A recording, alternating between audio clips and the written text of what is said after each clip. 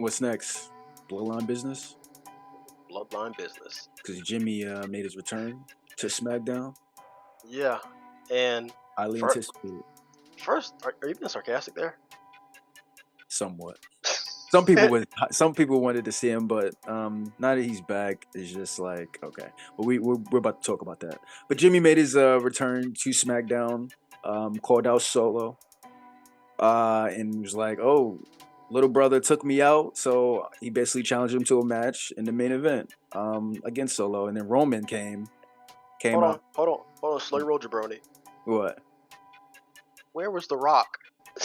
Well, I was gonna talk about that at the end because okay, we'll get there. I don't like. Why did you even come back? Because yeah, so Roman came out. Yeah, Roman came out and he just expressed, basically, he's finally expressed his position, like how he was, like he's not happy about where he is. Like I'm supposed to be the greatest all the time. I don't have control anymore. Finally, something we was expecting him to do months ago. But I guess he just waited for Jimmy to come back to do it for some reason. So I thought that was interesting. So and then that happens, and then Jimmy, of course, alludes to needing help from Jay, and Roman's like, "Nah, no yeet, we're not doing that." No yeet. With the quickness. Yeah, he's like, "Nah, we're not doing that." So and then Jimmy basically walks out of the ring, and then we set up as Jimmy versus Solo, and I told you, I was like, remember, because we was discussing last week of who could Jimmy go against that he can, win, that he can actually win against and make me seem like Get him some momentum. Yeah. And we was like, Tama Tonga, maybe. He definitely beat Tonga Loa. Tama Tonga, maybe. But then Jacob Fatu, no, he's getting killed by him.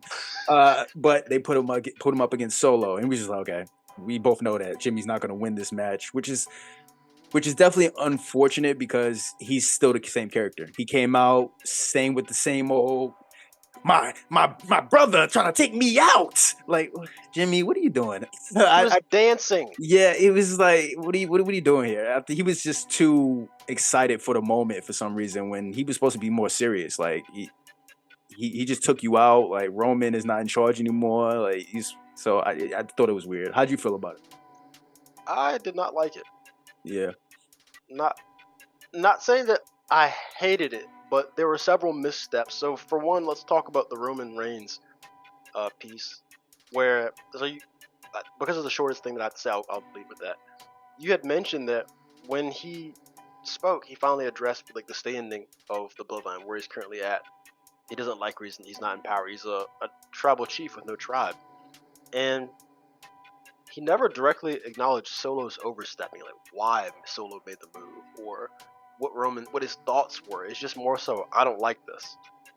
Well, what exactly happened? Because there's some power dynamic shift that we don't have a lot of insight in. We just know that it appears that Solo went rogue. And you know what makes it worse? The fact that the fact that the Rock showed up and Roman, nobody addressed that either. Like nobody even talked about that, because correct, that would have been perfect for Roman to be like, why did Solo?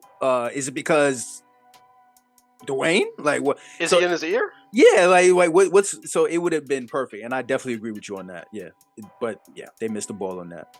So and then also Roman, to save it, he picked up a mic a month too late. He's been back for how long? And this is his first swing at attempting to address anything aside from the bit where he was tagging with Cody and they had their little exchange there. But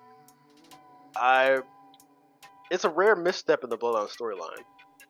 Like a lot of what's been going down with them is it plays out on the mental landscape.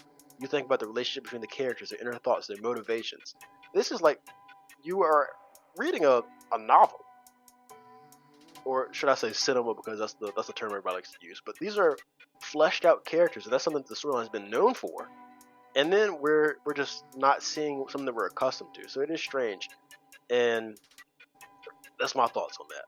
Now, when it comes to Jimmy, I was paying a lot of attention to Jimmy and what was happening this week. And for one, I thought it was hilarious when he first came out. And they had when his music hit, he's still using his heel music from when he turned on Jay. Mm-hmm. And did you see that when they turned the camera to the guy doing Jay's dance in the crowd? Mm-hmm. I was like, yeah, that's why I said they want to yeet for him too. They don't know what to do with Jimmy. Like, right? What are they doing? That was beyond bizarre. That's why it's And like, what is he now? Like he's a babyface, and I posted on Threads too. I was like, Jimmy needs a rebrand similar to how Jay. Now that he's a babyface, he needs a rebrand similar to how Jay did when he went and became a singles challenger. So it's just like what he's like. What is this now? Like what is he? Is he still? appearance wise, I think he does this because Jimmy and Jay, they have two very distinct looks now. I like that. Mm-hmm. Yeah. So the foundation is there, but Yeah. they're a long way to go. I'll put it that way.